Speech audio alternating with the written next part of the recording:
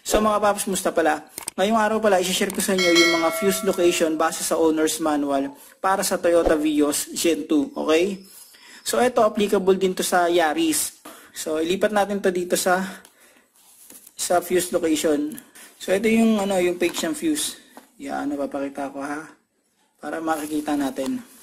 So nakalagay diyan, ayan, kung ano yung details ng fuse na yun. Ano ba, ayan, starting system, AM1. Yan. Ito, ayusin natin yung camera para kahit paano malinaw. Yan. Starting system, ayan, multi-port fuel injection. Ito number 1. So, dito yan. Okay? So, ayun yung mga reference mga paps. Para makita nyo, i-ano ko na lang. Para meron tayong reference. Okay? Nakikita nyo naman, di ba? Kung hahanapin nyo, ano yung fuse ng horn? So, nakalagay dyan, horn. Anong number yan? Number 2. Yan, nakalagay niya number 2. So, number 2, tapos yan, horn. So, anong spare fuse? Ayan. Anong fuse ng ng ABS? Yan. So, number 10. Nakalagay yan dito, number 10. Okay? So, nakalagay yan din dito. Yan, number 10. So, number 10. Yan. Ayun, diba? So, ayan. Tignan nyo to. Okay? I-zoom ko para makita nyo, ha. So, ayan siya. Okay, yan. Tapos, ito yung details ng Tapos, ito, yan. Turn signal lights, makikita nyo rin yan dyan. Ito yung sa instrument panel naman. Ito yun. Yan. Okay? So, ayan siya.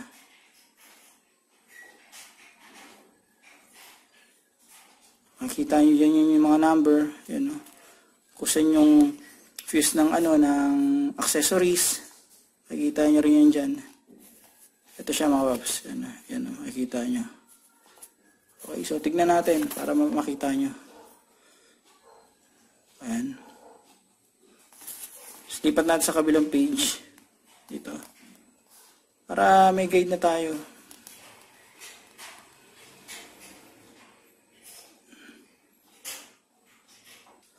So, babasahin nyo na lang dyan kung ano yung fuse para sa gantong parts. Halimbawa, sa power windows, yan, number 26. So, halimbawa, example ko, power windows, number 26. Tignan nyo rito. Number 26.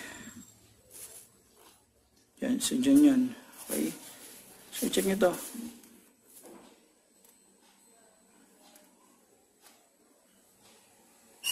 Yan. Ayan o. So, windshield wiper, andyan rin.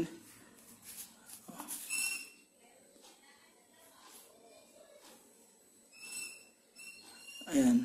Okay. Ngayon, tayo. Sa kabilang page naman tayo. Ito.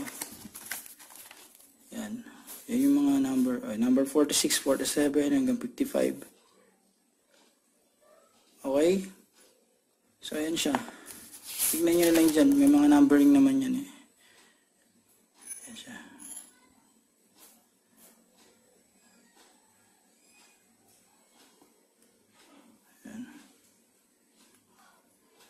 Tapos, ito, nakalagay din naman yan eh. Kung wala kang ganyan, makikita nyo. Tingnan nyo.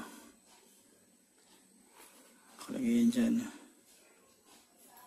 Okay, tapos, ito isa. Makikita nyo rin yan dyan. So,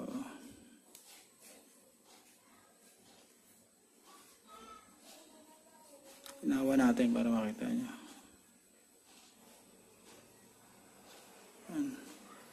So, okay na to. So, ito pakita ko ulit.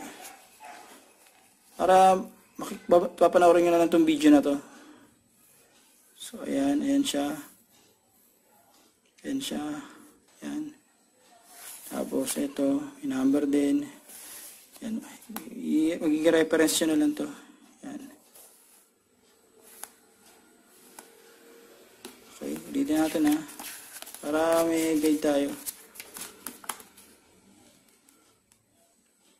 So, okay. So, yun lang mga paps.